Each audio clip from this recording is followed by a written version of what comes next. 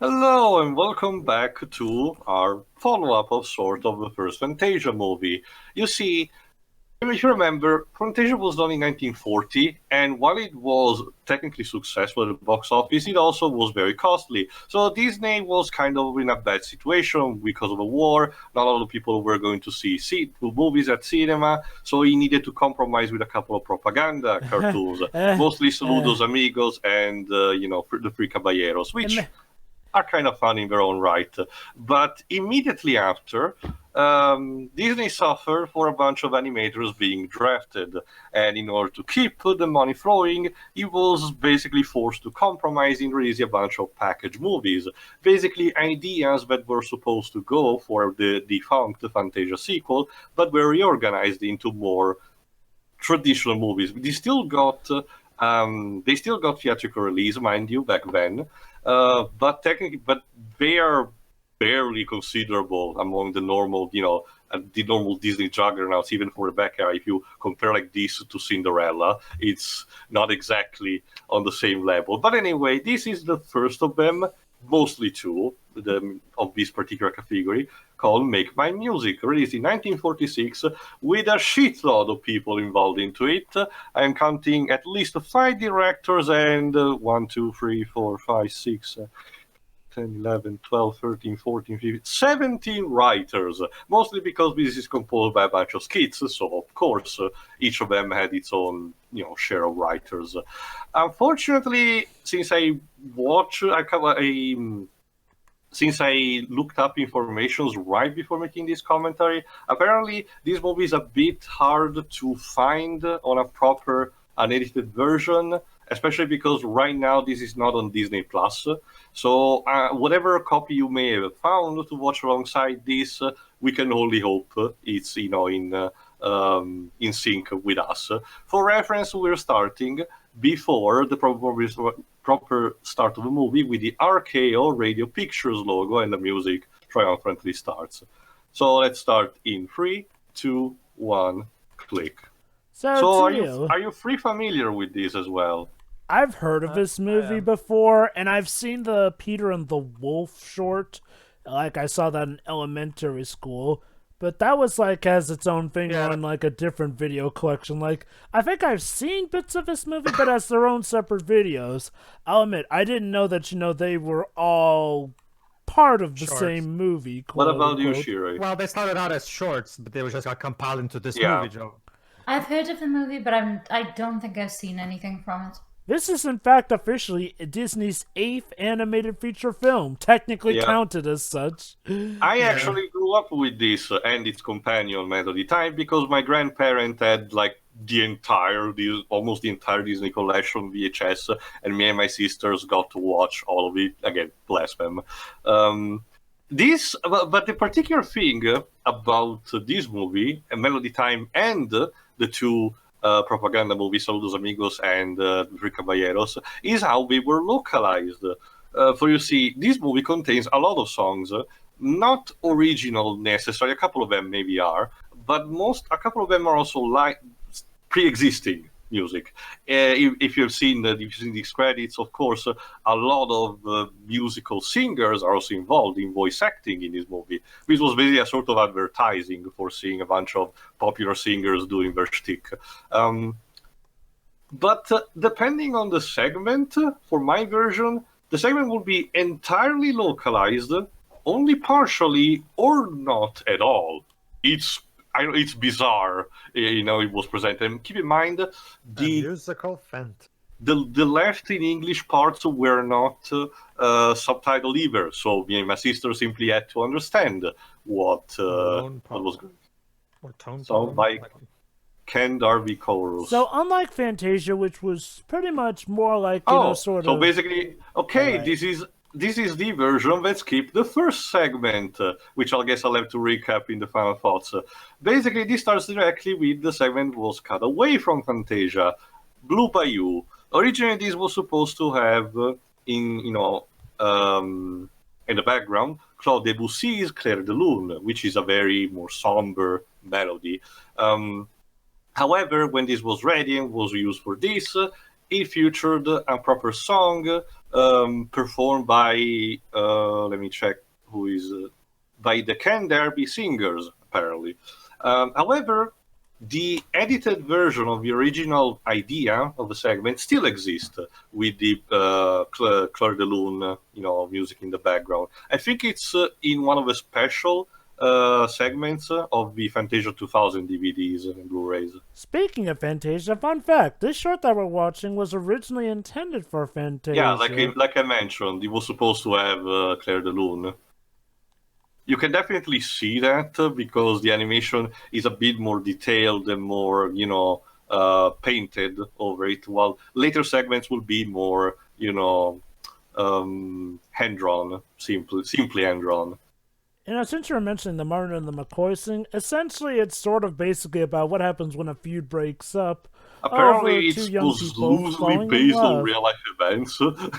That's amusing. It just seems like a hillbilly version of Romeo and Juliet when you come down Basically, to it, Shiro, the two clans that fight each other in close. It's similar to that as an idea. It's one of those things where, at the time that these things were made, this was back when animation was just now in its golden age. So just the fact that you got to see classical music at the synchronized with such beautiful animation, that by itself was the appeal of movies like these. How fitting, seeing as how These Disney movies was kind sort of of... pioneered the art of the music video when you get right down to it. Pretty much. The ancestors of the video clips. Not only that, it's funny you mentioned music literally tying to it, because Disney are the people who coined the term Mickey Mousing. What's Mickey Mousing? It's literally tying in actions in a film to certain bouts. Like, for instance, a gunshot to, like, the timing of the William Tell Overture. They've done that. Oh, that. I'm familiar with the way Prokofiev did with Peter and the Wolf, which we'll see later. Yeah, he uses drums to represent the hunter's guns. Yeah, that too. Yeah, like this is one of one of the main reasons why these movies are not as talked about as today is because they're not traditional movies in the sense that they don't have stories. Okay. They're more experiences. Again, it's a kind of thing, kind of like 2001. Like it's supposed to be more about a sensorial experience of sorts rather than a proper three-act story. Although, to be fair, for some reason Fantasia does get its fair share of being talked about still. Well, that's because of how is the epitome of this. Yeah, it's like the big daddy of them all, Jova. It makes sense. I mean, these movies are good. They still do carry some of that same, but you cannot beat the original Fantasia. That's the peak. Apparently, Disney learned that the hard way in 2000. Unfortunately, well, we'll get to it. Seriously, I've heard so much about how that movie sucks, but I've never gotten a clear review video. I argue, Jova, that it's complicated. It's not comparable to the first one in terms of quality, but I believe it still stands on its own.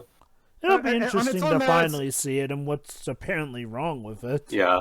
Anyway, it's a fine experiment, but when you as a sequel to the original, it completely falls short. All right, Jova. This next segment is all for you. Why? Because it talks about a jazz interlude. It talks about the hip teens of the 40s, the Cats. Featuring Benny Goodman, his orchestra. Apparently, they were really important. A caricature. Get it? Funny. Always with those puns. This concerns a jukebox. Oh, interesting. But the Italian version, there was an actual narration over this. A literal cat. So a cat and a jukebox meet at a bar, and yeah. What? If you don't know, cat was a term used to coin the teenagers of the 40s and the 50s. What a weird way to address a teenager. Well, it's not too different from today's internet lingo, surprisingly, the people of the 70s and 80s. Oh my god, that girl is frozen in time. It's because you have to wait the animation to go on. No, she's fine. Oh, not the hair. See, it's interesting because this particular style of animation that they're using for this one, this is actually more reminiscent of this. This particular style was more prominent in the 1960s. This style where the backgrounds are minimal. And very emphasis on the silhouette, on the yeah, borders. that's right. This Apparently, this was slightly altered because there was a partial nudity in this. I don't remember. I honestly don't remember this particular bit for the original VHS that I watched. Remember, the original version of Who Framed Roger Rabbit showed Jessica's vagina for like a decimal of a second. So, like. Still enough for people to notice, I guess. Well, nowadays, Shiroi, people notice everything. Sure. So. We're in a day and age where people were able to freeze frame the Dustrum line. Well, as soon as VHS players were invented, again, my grandfather was the precursor of a modern day both pirate and editor. He literally spent time and time again watching, recording movies, editing frame by frame, to cut away like the commercial breaks and stuff like that. He was very meticulous, so he probably would have been the person to notice all the freeze frame bonuses. This is the kind of thing that nowadays, like this particular type of animation, you typically see in shorts. Those of you who have Disney Plus out there, check out short circuit experimental films because those shorts kind of carry on the spirit of this kind of thing in a lot of ways. If it's your thing. Oh.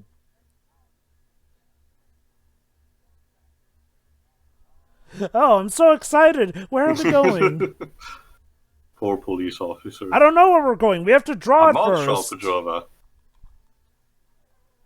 This definitely is sounding more like 60s and 70s. If anything, it reminds me a lot of sort of a prototype for the Peanuts.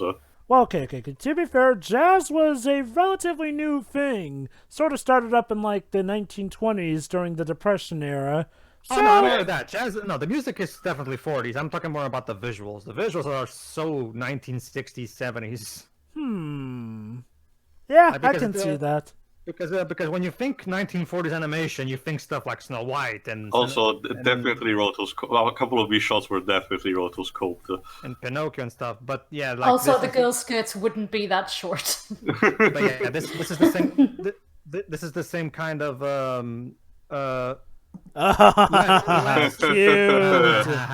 Cute. This is the same kind of less costly animation you would see in the 1960s and 70s. Like some of the later Looney Tunes shorts also use this style. Go ahead, too. In a way, again, it makes sense because this was basically Disney doing whatever it could in order to get a movie prepared to be released and make some money. So a movie in Disney's official animated canon, not even released on Disney Plus. How weird. Again, it's because Jova, apparently the first segment had to be cut out, and apparently this is the reason it's not there, even though we could potentially just release this version we're watching in, which cuts him entirely, and have like a simple explanation. Copy, everybody. This movie was released on Blu-ray.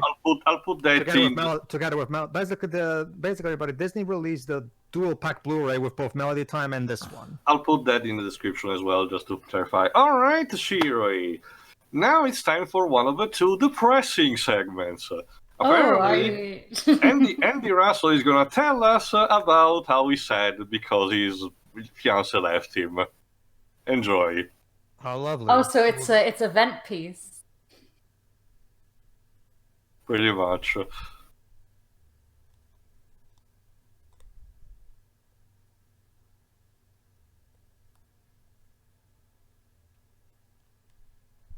Well, at least it's not on Valentine's Day, aka Single Awareness Day. It's funny you mentioned Joe, that similar. There was a similar gag in Saludos Amigos, or in The Three Caballeros, where it turns out that Donald Duck's birthday is Friday the 13th. Wow, that's not surprising. Because one of the characterizations that Donald Duck had, at least at first, but was kept also for example in the comics, is extreme bad luck. Oh, Tio, I think you'll like the new DuckTales show. Yeah, it's in the DuckTales show. There's an episode literally dedicated around that. Yeah, and it is, in my opinion, one of the funniest episodes of that whole show. I think this particular segment was actually, this particular song was actually localized, quote unquote, properly translated. Definitely, the previous segments, the one with the cats, had a narration going on while the song was kept as it was, as we watched right now. There was actually a narration that explained a bit because the concept of the hip cats back then did not existed in my country, so they had to introduce us to it. Yes. Okay, that's I guess that's the blue fairy star right there. Like, References. I'm curious, actually, regarding the original short that got cut. Like, well, what was so bad about the usage of guns? Was it? Guns, apparently. Well, guess Hold what, on. Jova? It's the history. Remember, Jova, like I said, the feud against these two hillbilly families is the problem, Jova. it looks like the cover of Big Fish. Kinda. I actually like this shot. Here's the thing, Jova. They all gun each other at the beginning of the movie and die. They spend the rest of the short cheering up their descendants from heaven. Wow. Maybe Well, that what a has, way to start. maybe that has something to do with it because okay, I know for a fact that the Peter and the Wolf short has guns in it too, so it's like it can't just be because of the original guns. release censored it already in the fact that Peter uses a toy gun, the one with a popper. No. Yeah. No. I mean, no. I know that, but I mean the other hunters still use guns True. in that. True. It's not so much because Besides, I of the guns thought themselves, Peter Jova. always used a popper, honestly. Especially Uh, considering how the animation is kind of tethered to I'm him gonna having look it to up. use a pop gun. Yeah, I'm gonna have to say too. I don't remember any original versions having Peter actually have a real gun. I'm pretty sure. I he always wouldn't be had that. surprised if the original composition did it Oh, because no, actually, Theo, in the original Prokofiev story, Peter doesn't have a gun at all. Period. Oh. I mean, he's a it's- kid. It was kind of be irresponsible to give a kid a gun. Well, Jova, Russian families tended to be hardcore. Anyway, enough about the depression. Let's go instead with one that you probably are familiar with it, Jova. Mighty Casey at the Bat, Oh boy. performed by Jerry Colonna. This, here's the thing, this one, which has a narration also on top of it because it's literally reciting a poem, was not translated at all. So the entire thing, which is not exactly a song, it starts with a song, but later on it just, recites the poem, was kept like it is in English. So me and my sister, obviously for our first viewing, absolutely did not understood what was going on, and we all had to rely on visuals. Which, to be fair, they do a great job in explaining what goes on. It's a simple story of baseball.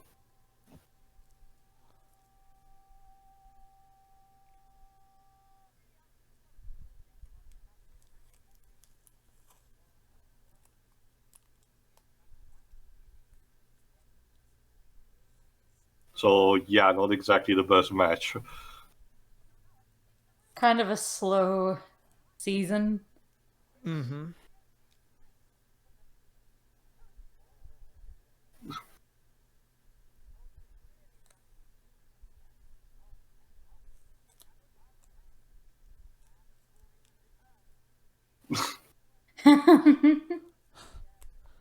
Cute.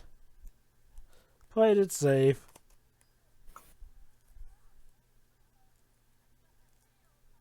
Yeah, it says right here. Yeah, the Martin and the Quiz was cut from the U.S. video release due to comic gunplay.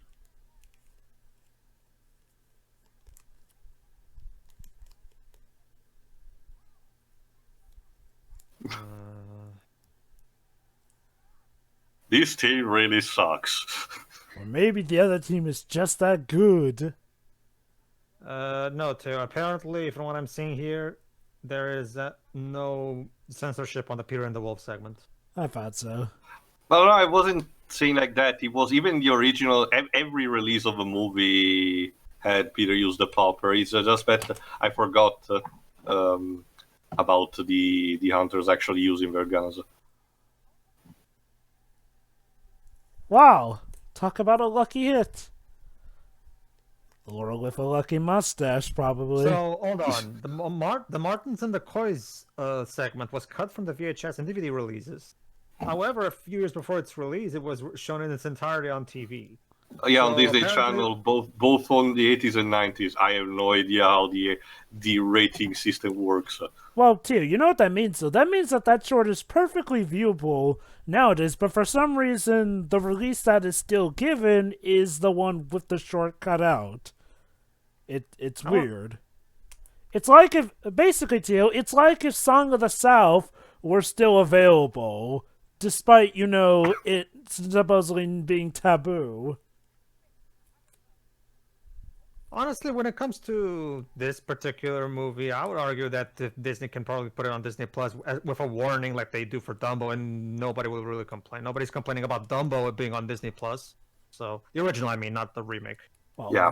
of course. So as long as it put, I mean, with Song of the South, yeah, that's a whole nother can of worms right there. But for Make Mine music, I seriously doubt anyone would raise a fuss. I mean, most people don't even care about this movie. Yeah. Alright, Joe. Casey is essentially the Gaston of the team. He's the one that apparently has done so many great things, in this case about baseball. So he's the one that supposedly is gonna save it. I mean, he has the chin, so. Oh, here's an interesting thing too. The shower scene from all the cats join in, and the features silhouette of a naked teenage girl were considered controversial in the 1940s. The Production Code Administration thought it violated the Hays Code and wanted the scene cut. The Disney studio was admonished, but the scene was retained. This was back when the company was actually had the balls to actually say no, we're not going to censor ourselves. I'm more surprised because again, Disney Walt wasn't exactly in a position. You just doesn't wanted to have money in this particular case.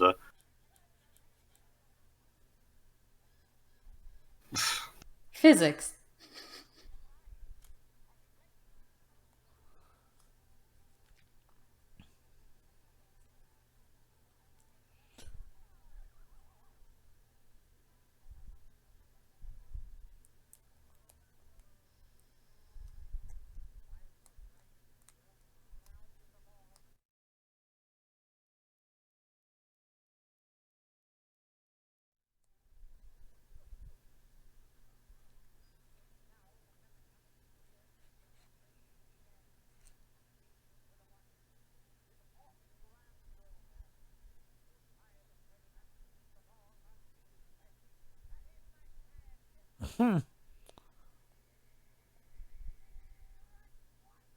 Don't worry, Jova. He's probably still gonna make it. Huh.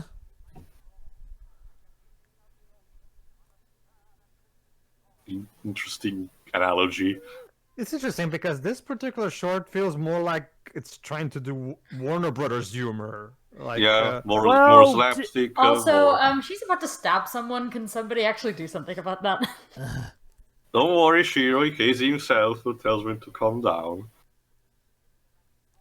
in particular, or even a Tex Avery short. There's a Tex Avery MGM short that's called Batty Baseball. That's very much like this. Of course. Okay. Yeah, is that really appropriate for a family event?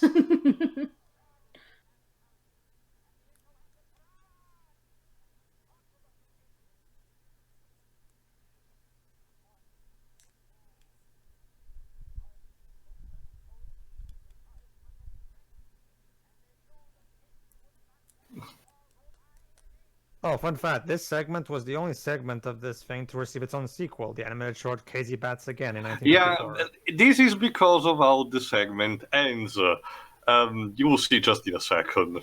Mm-hmm. Well, to be honest, this was I kind of how the original poem ended.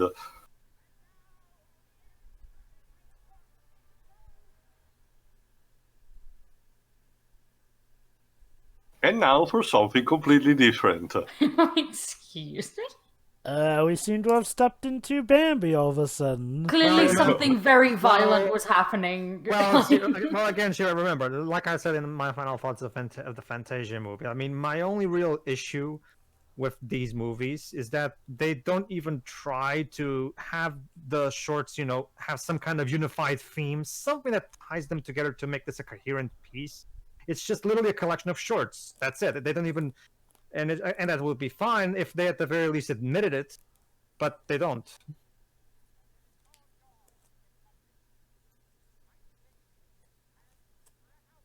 Yep, we do. Yeah. Yeah, These 'cause were- you were too busy looking at adult magazines. So yeah, this is essentially how it ends. Like this was kind of depressing for the time. So of course we had to actually make a sequel short where he actually succeeds. How nice. What, is that in another movie? I think it was raised separately on its own. Remember, Shiro, but in the oh god, okay, yeah, the game is over, dude. Remember, Shiro, in the first Fantasia movie, we have a really silly and peppy scene with crocodiles dancing, followed by the fucking devil killing people. Okay. So I guess we can give Fantasia some credit in that they technically have those live action segments that tied stuff together, or even Mickey True. Mouse apparently. All right, That had a better. This didn't even that have that though. This is literally just the shorts compiled on Movie Maker, and there you go. There's your movie. Pretty much. This next one features two rotoscope ballet dancers, David Lichny, sorry for the pronunciation, and Tanya Ryabuchinskaya, basically two Russian dancers, Hey, Pedro. with dinosaur singing the song. Oh, Pedro, in terms of movies that tie shorts together with an overarching story, I think you would love the old Looney Tune animated movies. Oh no, I've seen those. Don't worry. Like, I've ever seen Quackbusters, Joe. Yes, I like that Quackbusters. one. Yeah, Quackbusters does a great job in like obviously when it cuts to the shorts, suddenly Mel Blanc is 40 years younger. So there's always that. And the animation is suddenly much better. So of course there's that.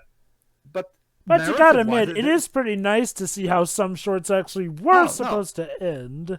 No, there was a genuine effort to make it seem seamless from a narrative standpoint. It's just the presentation that clearly is jarring when you switch between 1980s animation and 1940s animation. 80s were a special time. Besides, I'm sure back when people were first watching it, it was magic to their eyes. It's like, oh, so that's how Daffy managed to lay all those golden eggs. Mm-hmm. Anyway, yeah, this short, two silhouettes. To spare on animation, Joe, but we don't have to animate facial features. I guess, okay, to be fair, I can sort of get why may be the case, but yeah, this definitely does feel a bit less grand than Fantasia. Well, that was the idea. The idea is to make money on a cost-effective manner as They possible. were struggling at the time, so. Mm-hmm. I mean, Fantasia was like the big artistic passion project of this is more like okay, let's just we need to make money while still making something that's at the very least somewhat nice. Hey guys, So, you know there all you those go. shorts we've been working on? Let's smash them together and make us a movie. Yeah, just bung them in, it's fine. This, of course, has the neat trick of putting in technically live-action things rotoscoped into animation. It's one of those things where, again, like this is a concept that Kubrick would perfect with 2001: A Space Odyssey, where like even though there's the HAL segment, there's the Jupiter and Beyond segment, and like everything is tied together through the unified theme of the evolution of mankind. Oh yeah, that's So- right. I keep forgetting 2001 is technically sort of an anthology story. Yeah, it was heavily inspired by these movies actually. Like Fantasia was a big inspiration for 2001. Kind of an experienced movie from what I've gathered. So from what I can understand, Pedro, your favorite type of anthology film is the one that ties stuff together in a narrative that's actually directly there. Yeah, that 2001 is my favorite movie, not just because of the incredible creativity, but also because I really appreciate. Not to mention, it's still the best looking movie I've ever seen in my life to this day, despite being like 70 years old by this point. I have yet to see a movie with better special effects than 2001: A Space Odyssey. How about a 2010 A Space Odyssey? No. I'm going to pretend No. to listen to that. Talking dolphin Jova. Talking dolphins. Fucking talking dolphins. I Well, guess I can understand it was maybe the original book as well, but come on. I mean, apparently it was from the original book, but hey, Tio, Well, yeah, we've seen talking dolphins before. How bad could it be? Well, maybe they were magical moon tier beings. Oh, or whatever recycle the hell it animation was from on- Fantasia. Alright, the Okay, next one now is we're the going Peter to- and the Wolf. Now, this is pretty much This is my probably favorite. mine too. Actually, this is probably the short that everyone will Yes. remember from From this. Sergei Prokofiev. It's like Prokofiev's Peter and the Wolf is to me one of the all-time great children's stories. Like I absolutely love the concept. Let me I put it like absolutely this, love it. folks. Peter Prokofiev and the Wolf. composed this in order to introduce little kids to what an orchestra Oh, it's even in represents. Russian. Nice Yeah, touch. the title in Cyrillic. All right, kids. This is actually the version I grew up with. Pedro did show to us instead the Chuck Jones animated version. Yeah. Oh yeah, that little thing. That was interesting. Basically, folks, let me put it like this. This story is the granddaddy of storytelling with instruments. Like, let me put it Yeah. like this. As a kid, when I first listened to this in elementary school, before we saw the movie, we literally listened to a recording of it. It is that good Yeah. with it. And by the way, that's Sterling Holloway, the original voice of Winnie the Pooh, narrating this. Oh, that's nice. Are you familiar with Peter and the Wolf, Shiri? Yeah, Okay. it's a very, frequently told children's story. So yeah, the duck is represented by the oboe. Yeah. Each character gets his own leitmotif with the proper instrument. The original idea of Sergei Prokofiev when he wrote this story was to come up with a fun way to teach kids about music.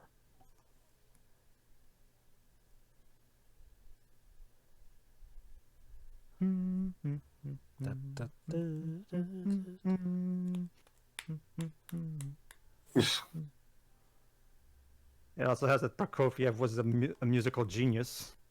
Yeah. Again, I'm still surprised that the Soviet Union managed to allow him to do this at all. Fun fact, while Peter and the Wolf is, of course, one of his most popular creation, Prokofiev originally feared it would be a flop. Similar to Tchaikovsky not liking the Nutcracker suite that he composed. The irony. The French Sure. horns to represent the wolf. I actually love the introduction. You only see the footprints of the wolf so far, but you still understand how intimidating this thing is. Yeah, those are some based on pretty the big thing alone. footprints. Oh, if there's one thing Disney knows, it's how to animate a terrifying wolf. Seriously. Except if it's the wolf from Sword in the Stone, because that Well, wolf is yeah, just that's pathetic. intentionally played. Jesus Christ. I have to wonder if that wolf in Sword in the Stone was actually no. Oh, please, that zoom wasn't in on the intentional. eyes. That Yeah. won't scare the children.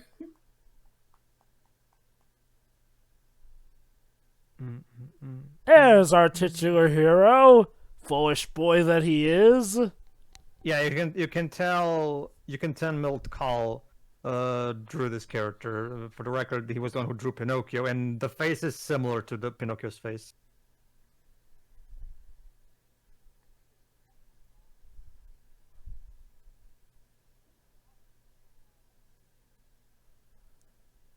Well, I mean, You it know, is a Sterling. ferocious animal.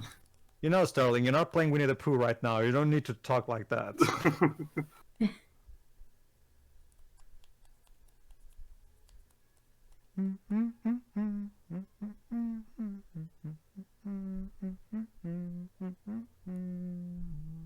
I wouldn't be also a side note. I wouldn't be surprised if the animators drew Peter's jacket red intentionally back then.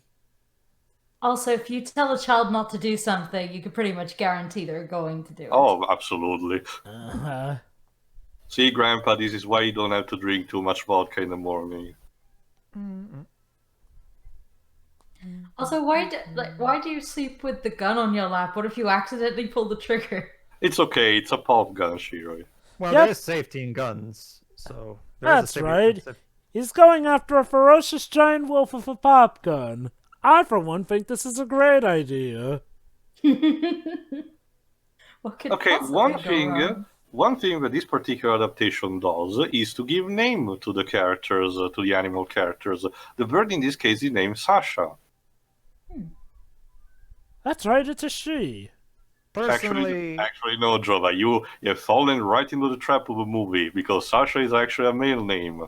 I don't mind it. But personally, I prefer Prokofiev's original exuperary style of vague names. I think the thought process that Disney went through is that because, like he gave a name to the Seven Dwarves, might as well do the same thing here. Oh, no, I don't. I don't have a particular. There's nothing inherently wrong with it. It's just that it's just a personal preference. That's all it is. Also, because I love that the bird is actually teaching Peter how to use a gun. I'm guessing he must know with his friends having been hunted. Yeah, I So mean, considering, birds are shot for sport, the bird probably knows all too well, to be fair. Yeah. Yeah, one thing that I actually will say as well is that thinking back, and again, this was just a short, so of course there didn't have this is more of a straightforward adaptation. Oh, yeah, like in this version, much like the original story, Peter goes out of his way to go hunt the wolf. But I actually prefer the way Chuck Jones did it, where he's just playing, even though he's been warned that there's a wolf around, but he still doesn't. But he still wants to go and play. And it's only when the wolf shows up that he genuinely starts, thinking about doing something about it. Mm-hmm. And it allows for more time for Peter to get to spend with the animals, so we can flesh out the characters a bit more.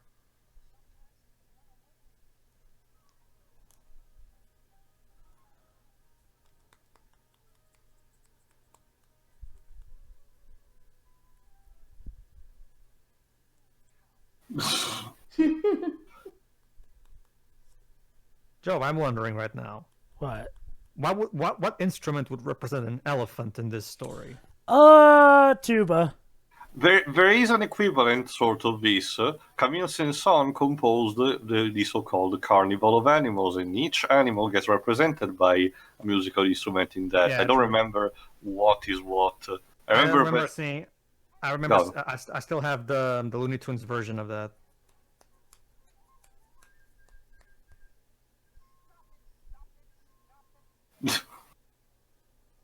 Hmm.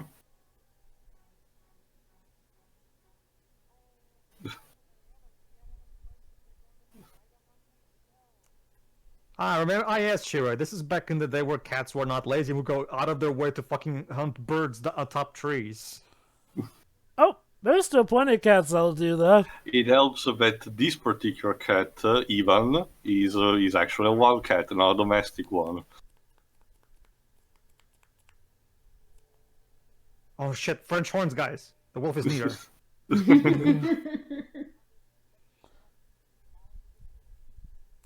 And he's a big one. Jesus Christ. So was the wolf trying to hypnotize even? Like, what the hell was I that? I guess. think so. Yeah, that's definitely from the animator who brought us Pinocchio. A freaking nightmare fuel movie that it was.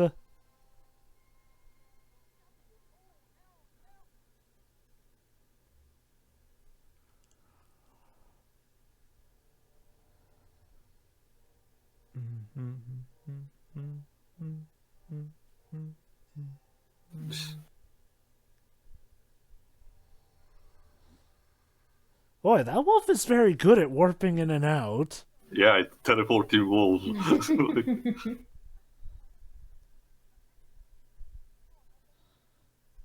um,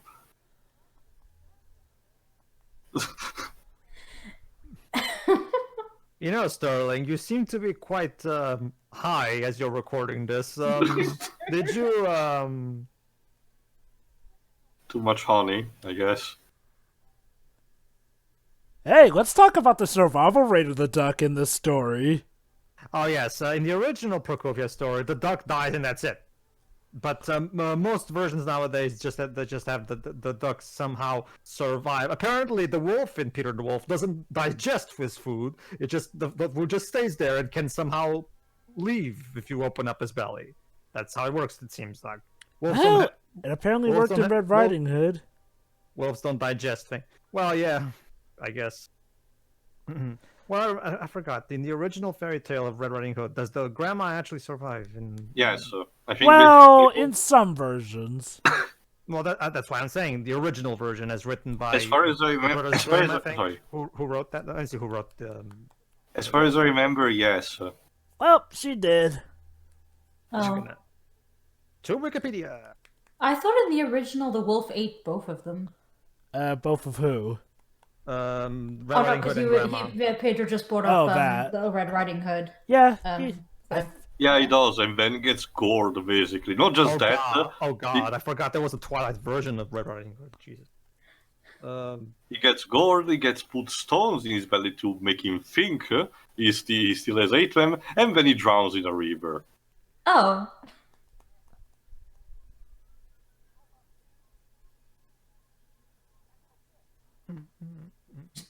Okay, narrator, this is not a Canadian tale, it's a Russian one.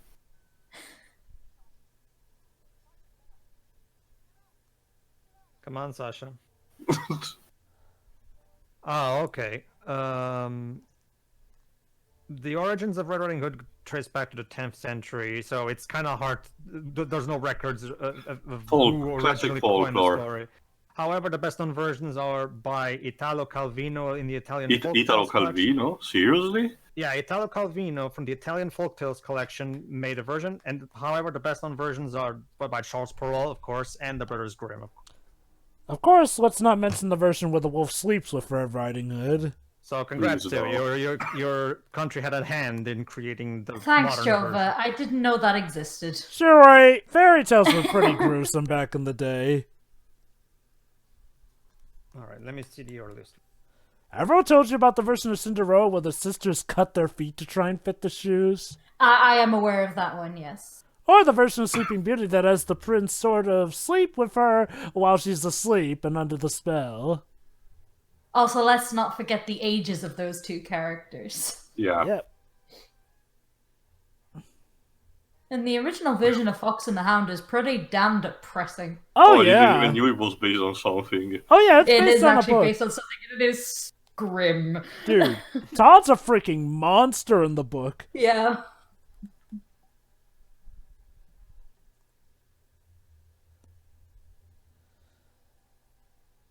Takes some gumption on a kid to rope a wolf like that. By the tail, nonetheless. Holy crap. In some tellings of Red Riding Hood, the wolf is pushed into the fire while he is preparing the meat of the grandmother to be eaten by the girl. Holy crap. So it mixes it with... Cannibalism, bestiality... No. and- Well, it mixes it not with... bestiality. He makes Red Riding Hood eat her grandma so that he can eat both of them in one go. It's... Jesus Christ.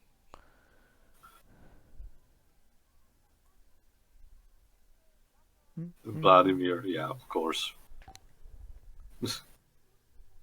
There you go, the drums. This is the instrument that I'm more familiar with in terms of representing guns.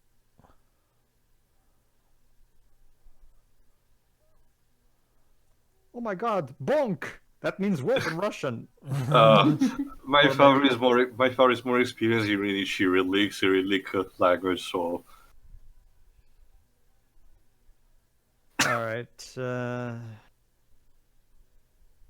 yeah, Huh. from what I'm seeing here, Jova, I'm sorry, from what I'm seeing here, Shira, there doesn't seem to be any versions where both of them get eaten. It's only the grandma gets eaten. Oh, okay. Oh, wait, hold on. Actually, from the classic version that I know has both of them eaten, and then the... Oh, okay. Well, I'm checking the earliest woodcutter versions. I'm checking the earliest versions, though. I'm...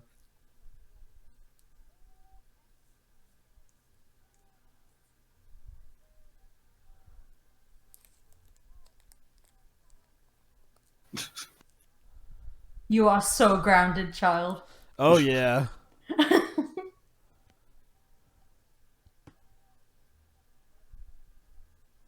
Hey, this kid just managed to take out a wolf. Somehow. The Chuck Jones version makes it a bit more... triumphant, I suppose. No, the way he does it is a bit more credible. Ah, okay. Well, I still like the idea that the fact he manages actually to take the wolf on its own, despite the fact that he started out like a complete idiot. Yeah.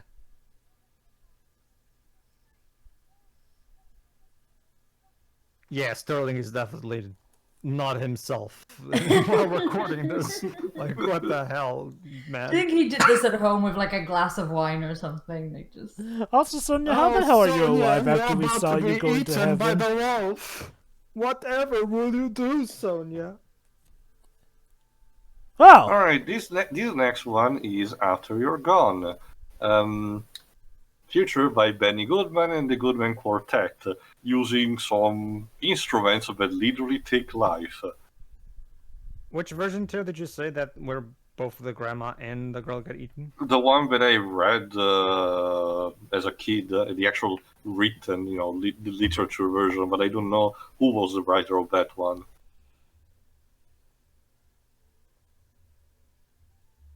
I guess it may have been the parole version. I'm checking right now. But yeah, the version where they both get eaten, yeah, I've heard that version a lot too. I've also heard of that version. So That was the version used for Into the Woods. I guess it's difficult with folk stories to actually find everything. Well, again, we originate mostly from folklore, so of course it would be more of a, told by your grandparents, a situation where possibly the original tale gets mangled and possibly changes depending on the generational gap and memories. There's it was animated, not written, but there was one in the UK. It was a series of shorts where Red Riding Hood skins the wolf and wears him as a new coat. Oh yeah, It's adorable. oh yeah, I've heard that version. Oddly enough, never Into the mind. Woods Never played mind, Joe was homage to right. that. Never mind, Joe was right. Apparently, some of the earlier versions have implied rape, so there is bestiality in some of the earlier versions. Well, I guess yeah. the idea of the message was still behind, don't trust strangers, and the character involved is a Don't trust child, strangers, so you'll be raped. it was impossible. That was the moral back then. I guess it was basically a warning for kids to, avoid that. And then there's the version where she willingly has sex with the wolf. Jesus Christ.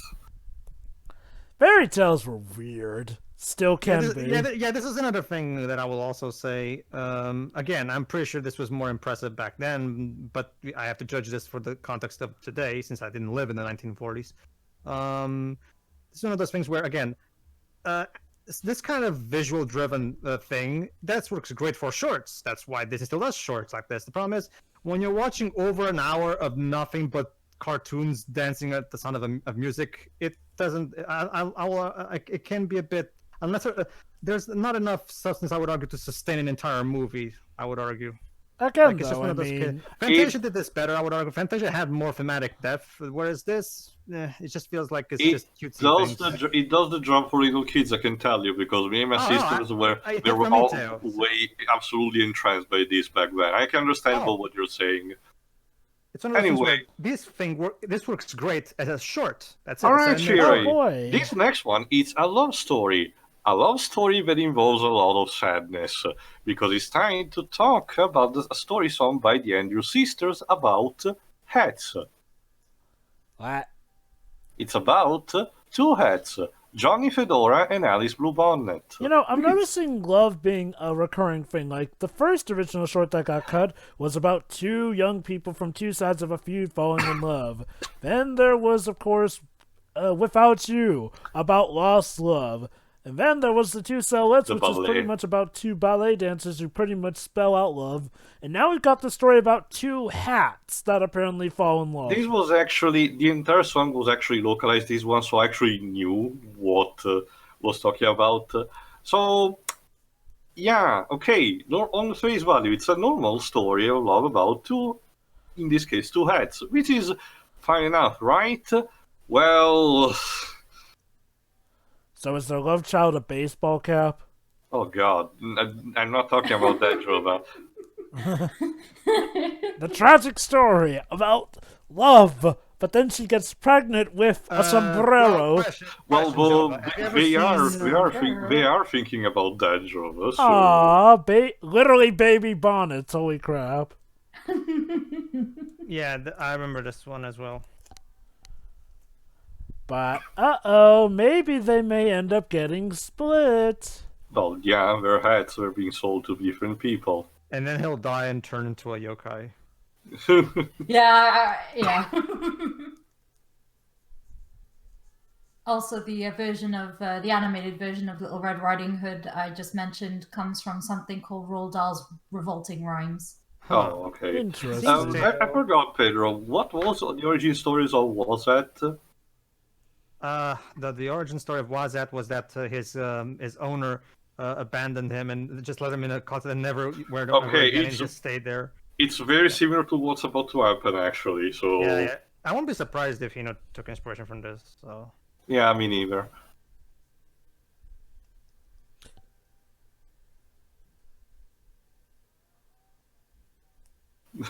And now he's depressed. You'll believe a course. hat can get sad. I tell you, it seems Italo Calvino. Calvino's version was called The False Grandmother. The False Grandmother. I actually don't know about. Well, Calvino was specialized in doing very abstract stories, but I never knew about the fact that he did his own take over Red Riding Hood.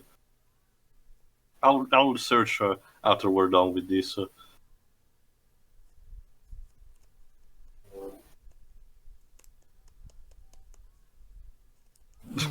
You know what this reminds me of as well? What? That Pixar short about the umbrellas. It was very similar to this, actually.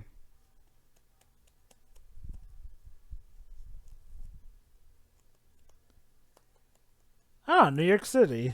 Specifically about the 1920s. Ah, yes, the Great Depression era. And also prohibitionism, as we will see soon. What do you know? They actually managed to finally meet, despite the fact that New York being a big city and all. Mm-hmm. Well, now what?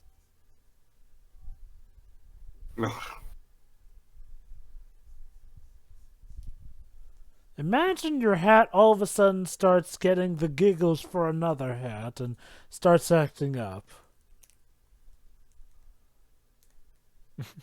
I'm surprised that the guy doesn't even. Why the fuck is my head moving on its own? Wait, He must And have why some is no one real- else seeing this? oof. I love reunion. Ha ha ha. Oh snap. Irony, irony. Oh, Oh great. Now dear. he's died. Hopefully this won't be as sad as that one about the car. You'll see, Joe.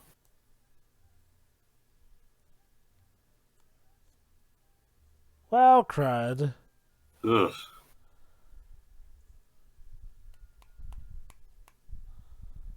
Oh, Jova, a secret club with dancers and alcohol in 1920s. Yep. Speakeasy. And more smoking. Oof.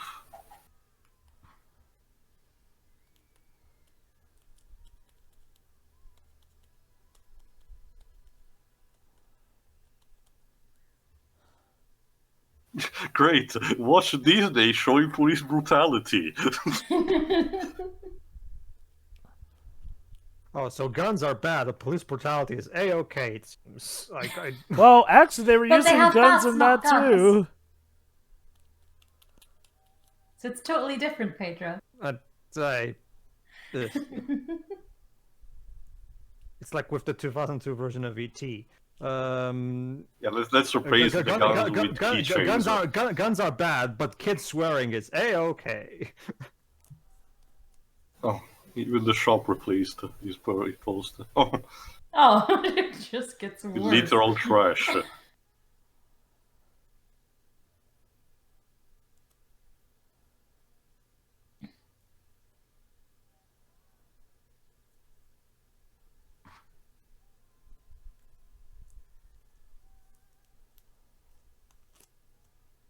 Just pray to God the brim's wide enough to keep you out of the sewer.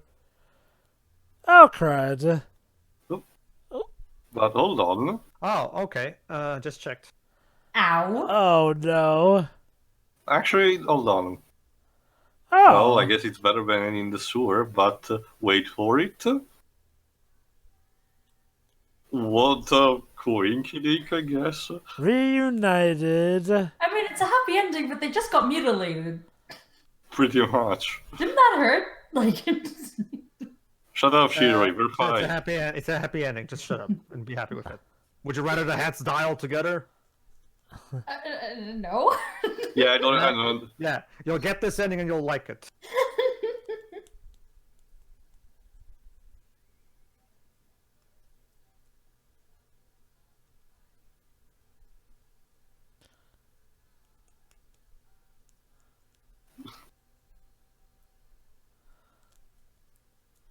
Ah, now that was a charming story. In the meantime, Yeah. turns out you were right. Yes, it's the parole version that has both of them being. Okay, and now for the last one, probably the best of the bunch. The whale wanted to sing at the meet. This is an entire, probably the biggest of the segments. It's entirely performed by one person, Nelson Eddy, which was an important singer back then. A whale? Yes, Yeah. a whale who wanted to sing. It's all about opera, Jova. Also recycled emission from Atom Ball Mountain.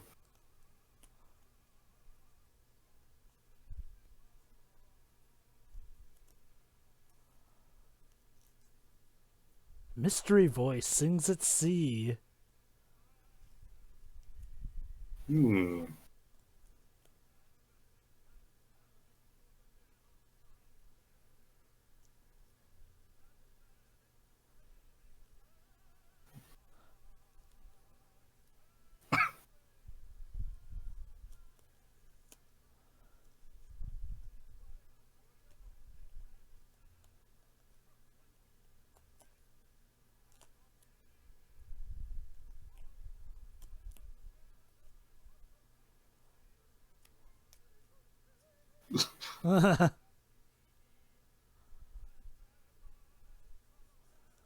Must have been a slow day for news. Most likely. Well, to be fair, Joey, if we found a fucking singing whale, I'm assuming everybody would be all over it. Definitely. Ah, yes, this also was still in the period where Disney was thinking that a whale was a fish. Yes, I'm sure that that's exactly how the inside of a whale looks like. The back structure is surprisingly accurate, but a lot of other stuff, not so much. Approximation.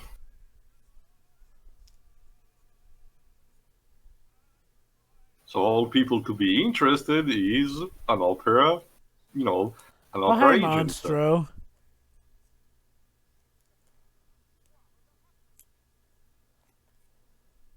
You see, Shiroi, turns out this is the never told story of Monstro. Turns out Monstro all along just wanted to be an opera singer. Actually, Pedro, it's funny you mentioned that.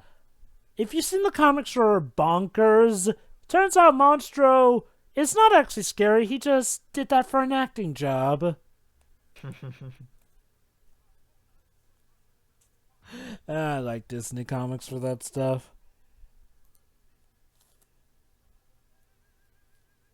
So yeah, Mr. Tatti wants to actually engage an harpooning expedition in order to supposedly sing opera singer we think is trapped inside the whale. Ha! This should be interesting. But here's the thing, Jova. The thing that Tatti doesn't know is that the whale is a genuine article, as you're about to see. Yep.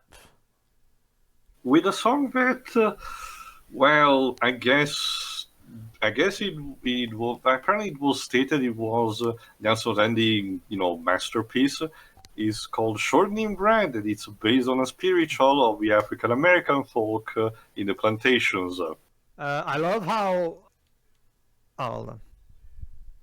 Yeah, I love how yeah, I'm sure that a whale would be able to stand its own weight with just its tail. Well, That's Pedro, according to Pinocchio, a whale can do a freaking U-turn on a dime.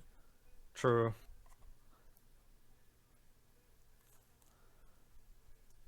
Are we in the... Have you ever heard about this one, Trevor? What, this song? Yeah. Oh yeah, I've heard this song.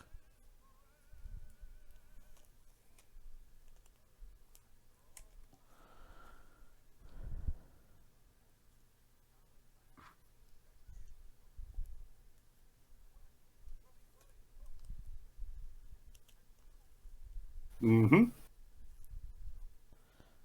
About that. Yeah, this Maybe is I a should story. shop first. This is a story about misunderstanding. Keep that in mind. Oh dear. Yes, discovered indeed. For this particular show, the narration was actually translated. There was more actually Italian narration, but all the songs, all the time that Willie sings, actually were kept in English.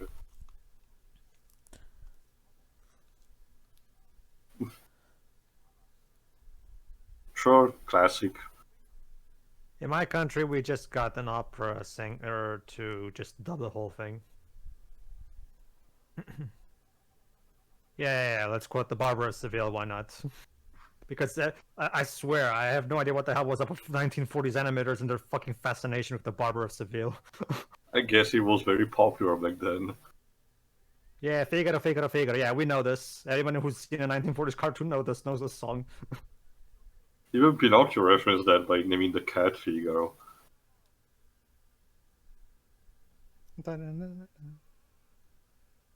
First, I prefer the Pavarotti version.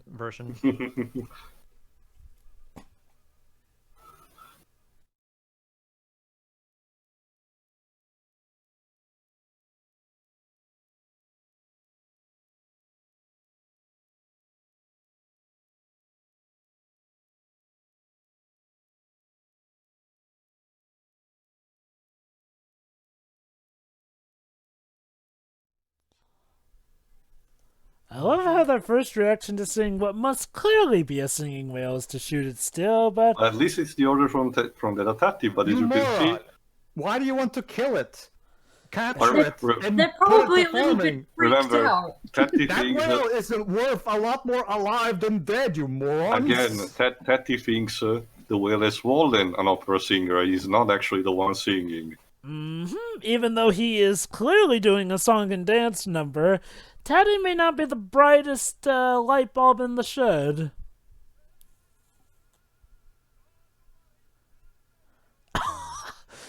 Right. Look, as skeptical as I may be of the whole thing, if I saw a whale that was completely in sync with its own tune like that, I think I'd assume the whale itself is singing. Per un barbiere di qualità, di qualità.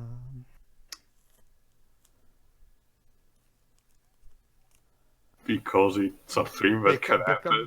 Because that is possible, totally. Well, free tonsils, So, I guess, gives you Pedro- I don't different think even voices. Mel Blanc could pull that one off. Pedro, between this and Pinocchio, something tells me that Disney doesn't know biology about whales. Gee, you think? I don't think 1940s Disney knows much of anything, too. Well, they know about apples, apparently. I think they're just having fun, to be honest. I don't think they care. I love how even the crew members are against Yeah, him at that this is point. the only one who still wants to pursue.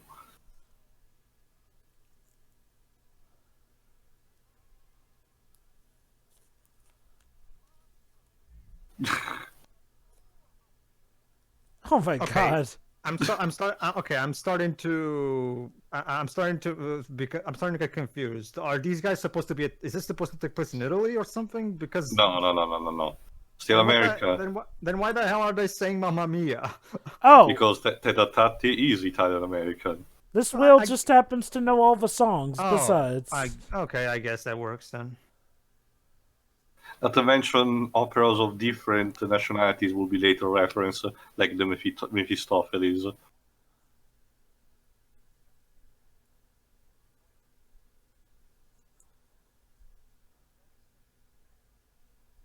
It would That- die. Artistic license, It's okay. Shiori. It's okay, Shioi. Fortunately, back in the 1940s, cartoon characters were immune to death and disease, so it's okay. My Jove! Get the look on the tonsils of that thing! Why did they give it a sword, though? It's the opera specifically it's representing. I forgot what it was. Mm-hmm.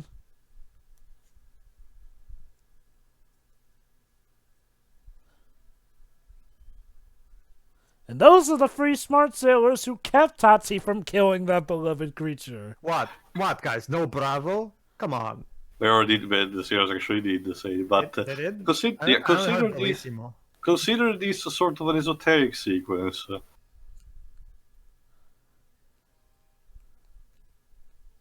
Wonder Whale, wow!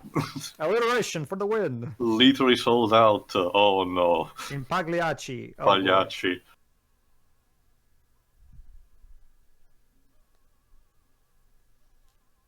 Yes, sure. It was an entire opera dedicated to how being a clown is sad.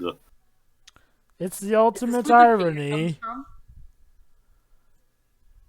I don't know, the Joker movie pretty much covers that, so it's clearly... Being the Clown Prince of Darkness is kind of miserable, so... Yeah.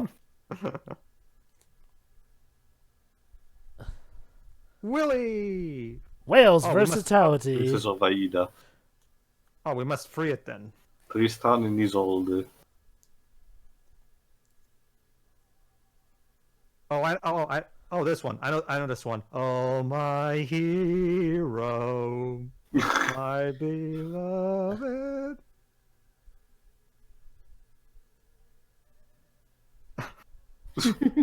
Jesus. That's some dedication to the arts. You know, I think we better stick the whale to solo operas. I don't know. She seems to be handling it pretty well. Lady, just gonna let you know. Keep in mind, it's only one person doing everything for this short. Remind yourself that you're being paid by the hour. Yes. Also, have good luck trying to keep up with a whale Willie the Whale and Memphis. Sure. why as not? Mephistopheles. Oh, as Memphis. Okay.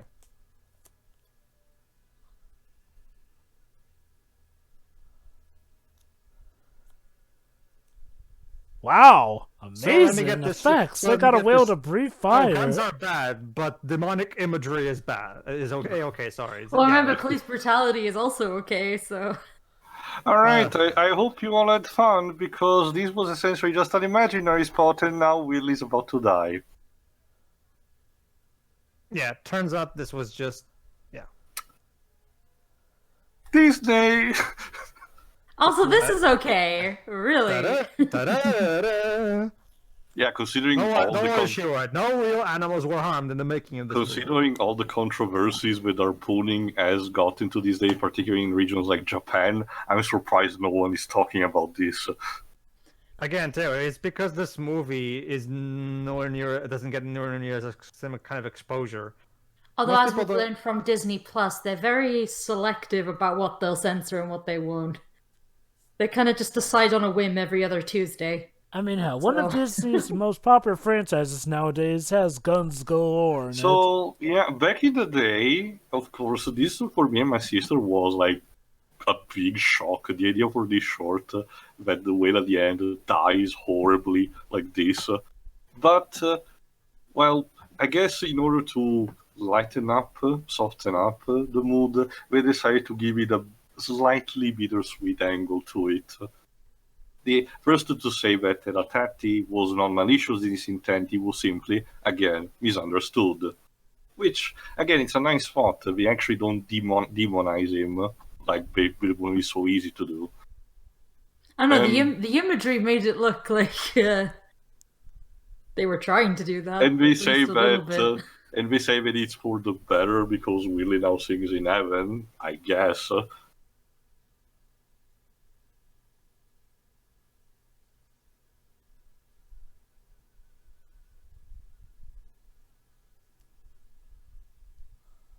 You just got harpooned. You're gonna sing about it? Well, Well, look sure, on the he's- positive he's side in of eternal- things. He's in eternal paradise now, so I mean, I guess. too bad there's not an audience to hear it, though. Oh, I'm sure they're there somewhere. Unless this is whale heaven, which is exclusively for whales. Maybe we'll be joined by the waves of Fantasia 2000 soon. I guess if we have Robot Heaven, I guess anything. Oh, there you go. Sold out in heaven. Guess he does have an audience. Also, Disney. Everyone else is going to hell by Also, default. Disney, make up your mind about heaven. Is it a golden gate or a pearly gate? Come on. And that's it. And yeah, to emphasize also what Pedro was mentioning before, the movie just ends abruptly. There's nothing like a conducting line or anything.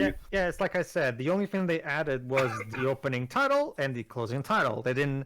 Again, it's one of those cases where, again, these shorts were originally made to be played as 7 minutes.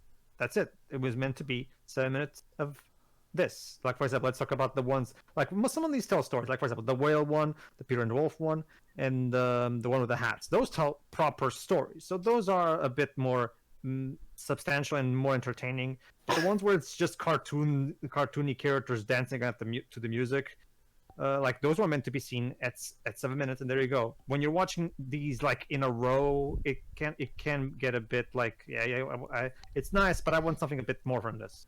So it's one of those cases where I Wait, think... Pedro, would you say you want something more? Yes. Disney Princess Pedro. Yes. Well, might as well transition to my final thoughts, I guess. It's fine. It's nowhere near as good as Fantasia. And even in Fantasia, I would argue had some tonal dissonance and stuff, like where we literally go, like I said, we go literally from crocodiles dancing to the fucking Satan itself. So it can be a bit like okay. I wish that Fantasia would have a bit more of a unified tone and theme, and this one is of course even worse because in that regard, because it's literally just shorts that were never intended to be part of a compilation, forced into a compilation, and you can so tell this is literally the equivalent of putting in these shorts together in a movie editor, and there you go. There's your fucking theatrical film. That said, it's still really good to watch. The animation is great for the most part, and some of the shorts are better than others. Like the Peter and Wolf one is a very good, relatively straightforward adaptation. Not my favorite adaptation of the story, but it's fine. And I really like that one of the hats, and the whale one is probably the best. I have a soft spot for Peter and Wolf just because I love that story so much. But yeah, like Theo said, the whale one is most likely the better one, just because of how tragic and really powerful the story can be when you think about it. So yeah, definitely. But those are like, but that's not. But that's the thing. It still boils down to the fact that each of these shorts is clearly not made to be in a compilation, and as a result, the movie just feels like literally a mangled up compilation of things that were never meant to be played together. And it, again, for if you want to spend an hour, this is perfectly fine. It's just that these shorts were not made to be played in a compilation. That's the problem. Watching these shorts in a row can be fine. It's just that I would argue that there's some of them are a little too insubstantial for my taste, I guess. It's just one of those cases where I think the animation was great, but some of the ones where it's just cartoon characters dancing is just like whatever. I kind of wish the okay, they wanted to but then again, considering the circumstances of how this was made, it's understandable, of course. Fantasia, I guess you could say Fantasia feels like, what they were opting to do, whereas this definitely feels like more of a budgeted version. Yeah, it's so abundantly clear that the only reason this was made was because they needed money badly. And we needed to utilize the scraps of what they were going to do for Fantasia. I seriously doubt that Walt Disney intentionally made this like, oh, this is something that I genuinely want to put out there. Absolutely. No. Well, the old saying, you gotta know when to hold them and when to fold them. Yeah, no, I'm pretty sure Walt Disney, I mean, we don't have any records of him saying it, but knowing him from what we know from him from records of people who knew him and stuff like that, yeah, he most likely was, very. He put this like not liking it, like as in Okay, like, okay. I I'm could gonna see put him. this out there because we need money. But personally, I would just love to make Fantasia 2. Okay. Clearly, Fantasia 2 is what he wanted to make. I think, to be fair, I could see him liking the shorts individually. What I personally could see is him just not liking having to resort to compiling them as a movie, more so. That's what I was saying. That's exactly what I was saying. I'm pretty sure the shorts are great on their own. Like I said, Joe, it's just I can imagine in general the 40s being a very troubled decade for Walt Yeah. in general, having to Yeah, scratch his brain for everything. Yeah, it worked a lot better for Warner Bros. Because they only made shorts, so it was much easier for them. It says something that for the majority of the time that Walt was actually alive to be in charge of his company, more often than not, that company was in financial trouble. Well, that's exactly the big tragedy of the original. It didn't help Aaron that, remember, Joe, I didn't, but later on he tarnished his image by being basically devil's advocate during McCarthy trials, but that's a story for another time. Yeah. Yeah, it's again that's a Joe. That's one of the great tragedies in the history of filmmaking. The fact that if it wasn't for World War II, Walt Disney and his team would have ushered in like a decade of brilliance. I'm most certain, because if you go back to the pre-World War II movies, they were all brilliant. Snow White, Pinocchio, Fantasia, and Bambi. Those four movies. I mean, don't get me wrong. I like Dumbo, but that was nowhere near as good as those other four. Like no. I get you. like- I get you. Like Bambi was the original Lion King. Like Bambi Pretty is, much. that is a brilliant masterpiece. Like Bambi is what apparently inspired John Williams to make his Jaws stream too. Yeah, and even Lion King, like they themselves said, like during development, that Lion King was basically Bambi in Africa. That was the code name at the beginning. Oh, They were just trying like to how make Crash was Sonic's the- ass game. The 90s animators of Disney were trying to make their own Bambi, their Bambi equivalent. Well, I'd say that they succeeded, considering how Lion King for a long time was the highest-grossing animated film for quite some time. It's those four movies were the best, the pinnacle of Disney animation, and it was, and the World War II ended that is what makes it all the more tragic. Because imagine what happened if World War II didn't happen. Imagine what more Walt and his team and in their prime could have made. Like imagine, like let's take Cinderella for example. Cinderella was great for its time, but imagine if it was made back in the 40s when they were at their prime. You know. That would have been amazing. But yeah, again, back to this movie though. It's fine. It's perfectly fine compilation for what it is. If you want to spend an hour watching pretty animation, and some of them are really good shorts in terms of stories, so they're fine. I just think they're better watched as individually, like rather than just literally spend an hour watching this just to get to the best ones. Like if I mean, obviously, if you're watching this on a Blu-ray, I would suggest watching them individually and skip to the best ones and maybe watch the other ones later. But now watching this for a full hour, I would argue it's I don't know. For an hour, I kind of expect a bit more meat to it. But that's it for me too.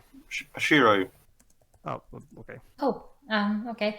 Yeah, this was fun enough. But again, very random. Would you say even more random than Fantasia? Oh yes. Because Definitely. again, it as you mentioned, at least it had the the breaks in between. Yeah, the live action scenes. Mm-hmm. One And, even had Mickey Mouse guest star right after his. Mm-hmm. Fantasia was made as a compilation. This is literally them taking shorts that were not meant to be a part of compilation into a compilation. So Yeah, just because they needed to. It's similar to another VHS that I had that compiles essentially all the city symphonies, but actually won an Academy Award Pictures for Arts and Science Award. Mm-hmm. They were fun though, at least. My favorites being the last one, the hat one, and what was it? Peter and the Wolf. Yeah, there we go. Probably because there was more to them generally. The rest were all fine. Yeah, there's nothing really wrong here. It was just, again, clearly made to help Disney out at the time. So All there you right. go. I'm done. Jota. Well, I should probably open this up by seeing how much it did manage to help Disney. Let's see, on a budget of $1.35 million, it made a box office of 3,275,000 worldwide. That's including the rentals too. It mostly generated those in America and Canada. Again, because of World War II and all that. Mm-hmm. So yeah, this movie, I had fun with this. Granted, I'll admit, it's not the optimal, it's not the optimum version of the anthology film, I will say. Like, I mean, if you're looking for something to connect these, you're plumb out of luck. Let's see, Blue Bayou, that's a nice thing. I'll be quite honest, the thing I felt the most was, it reminds me of the opening of Lion King with how the birds looked. That was the main thing going through my mind looking at Blue Bayou here. Now, All the Cats Join In, that was a pretty nice peppy one that added in a bit of Looney Tunes-ish stuff by literally drawing in the characters and the scenery as things went by. So that one was nice and peppy and fun. Without You was just depressing. Then there was Casey at the Bat. Definitely one of my more favoring ones here and there. Look, I'll probably check out the sequel on YouTube at some point. But it was nice. 2 silhouettes. Again, live action rotoscoped into animation. Very, it's a nice thing for the time it was made. Now, definitely one of my favorites, Peter and the Wolf. Again, I have seen that short since I was a kid and it was shown to me in elementary school. Love that tune. Love the short. Love the animation. Love that. After You've Gone, that was actually another one that I enjoyed too. Yeah, that one's definitely has little to no story whatsoever. But hey, seeing a bunch of anthropomorphized instruments doing their own thing is surprisingly fun. The Hat Story. Still a better love story than Twilight. Classic. Really, Jova. That bit is dead. No. So dead. Oh, no, it is. It's kind of like Chuck Norris Paxi that circled around and now it's relevant again. Pretty much. It is still very much a thing page. Anyway, but yeah, it's a surprisingly pretty well and heartfelt story here and there. Reminds me of the Disney car short about that car, that's a living car, mind you, who gets broken down bit by bit until she finally finds an owner that will take proper care of her. Although, thankfully, Johnny the Hat did not get as brutalized as much as he could have, thankfully. Even though Shuri points out that sure it kind of ends with the 2 hats getting mutilated, has holes put into them, unless to them that's the equivalent of getting ears pierced. You get it? Cause is that an allegory for slavery? Nah. Getting your ears pierced is like for an earring here and there. And hey, wouldn't it fit, seeing as how the horse's ears fit for the holes? Yeah, that short was adorable. And then, of course, came the whale who wanted to sing at the Met. Well, he didn't get to sing at the Met, but he got to sing in heaven, so I guess you could say... Okay, it's in a better place. Yeah. Dang. I mean, okay, like you say, it's a story about misunderstanding, and holy cow, is that one hell of a misunderstanding. I think what helps the tragedy is that we literally get shown seeing what life could have been if Tati had actually realized that it was the whale singing, for Christ's sake. Yeah, so that was very much the borderline of bittersweet. But it was also one of my favorite shorts in this movie. Yeah, my favorites out of this were, let's see, All the Cats Join In, Peter and the Wolf, After You've Gone, Johnny Fedora and Alice Blue Bonnet, and finale, The Whale Who Wanted to Sing at the Met. Overall, like I said, this thing is fun, you know? If you have, like, almost nothing else to do or watch, I recommend it. I'll admit, a lot of these shorts you can kind of find on their own here and there. Heck, you could probably find them on YouTube. Even the ones that were cut from this version of the movie. I will say this, it definitely doesn't give me the same sense of grandeur that Fantasia, or heck, even the snippets I've seen of Fantasia 2000 could give. But, you know, but I can definitely see that they worked with what they had. So overall, I'd say it's good. But yeah. All right, I'll conclude then. First of all, let me just briefly tell you about the first short that was cut away. The Martin McCoy's, like Jova Venture, is based around two family feuds who, as I mentioned, killed each other at the beginning and then see how their descendants fare out to the point where, in a Romeo and Juliet kind of story, the male and the female of the two families actually meet, but instead of fighting each other, they actually fall in love with the families in heaven being disgusted about it, of course. But it ends on a more comedic note by saying that despite them being married with happily ever after, they have their marital fighting, shall we say. So it's all good and fun. But anyway, as for the compilation itself, it's pretty much what Pedro said. Each of these shorts is perfectly fine on its own, some better than others, but as a compilation, feels it was made just because it needed to be done, and it is a bit of a waste. But like Jova said, if you have the time to watch this, might as well. It's an hour old, but it's not wasted around this. But at the same time, you can easily just watch this scenery on your own.